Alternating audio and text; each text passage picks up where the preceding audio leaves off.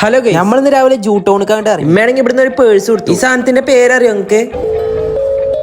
തിരിച്ചു പോകുമ്പോണ്ട് സായിപ്പ് തന്തി കുടുംബം കൂടെ നടന്നു പോകും. വരെ പോയി മാറ്റി ചമ്മണിഞ്ഞ് ലുലുമാൾക്കാണ് പോകുന്നത്. ഇവിടെ കയറിയ പാടെ എവിടേക്കാ പോകേണ്ടെന്ന് ഒരു പുടുത്തോ ഒട്ടന്മാരമാരെ അങ്ങോട്ട് കയറിക്കും. ഇവിടെ ഫോട്ടോഷൂട്ട് തുടങ്ങിക്കണു. ഇനി ഇവിടുന്ന് ഇറങ്ങണ വരെ ഇത് കാണണല്ലോ പഠിച്ചോനെ.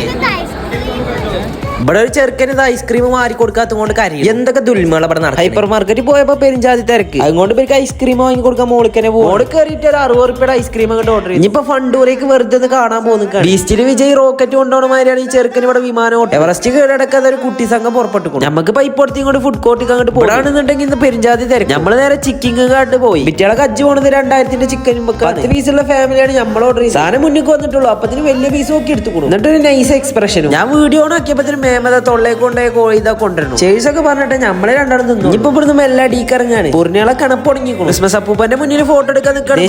ടെൻഷൻ നിൽക്കണ മാതിരിണ്ട്. മേമാന്റെ ഓരോ കുന്തളിപ്പുകളാണ്. ഈ കുട്ടികളെ അങ്ങോട്ട് വസലാക്കിയിട്ട് പനന്റെ മുന്നിൽ അത് ഫോട്ടോ. ഈ പെണ്ണ് മനസ്സന്മാരെ നാണം കെടുത്തു. കഥകളിന്റെ മൂക്കും അതാ തോന്നുന്നു. മേമാന്റെ സ്റ്റോറേജ് ഫുൾ ആവുന്നു. ഫോട്ടോന്റെ ഫോട്ടോ. വിറ്റളപ്പം വന്ന് ഞങ്ങളൊക്കെ ഉണ്ടായി. ഇനിയിപ്പോ റോബോട്ടിന്റെ മുന്നിൽ നിന്ന് അടുത്ത് വെറൈറ്റി പോസ് പിടിക്കാനും മേമ അറിയും. വിറ്റളെ ഫോട്ടോ എടുക്കൽ കഴിഞ്ഞപ്പോ ലുലുമാളി നമ്മൾ 2 വട്ടം കറങ്ങിക്കും. ഇനി കറങ്ങാൻ വെച്ചാത്ത കൊണ്ട് നമ്മൾ അടിയിക്കന്നെ പോവാം. എസ്കുലേറ്ററിൽ കയറാൻ പേടിയും കൊണ്ട് കോണിപ്പടിയും കൂടെ പോകും. നേരം മൂന്തിയായി കൊണ്ട് നമ്മൾ പെരേക്കന്നെ പോവാണ്. അപ്പൊ ശരി എന്നാ.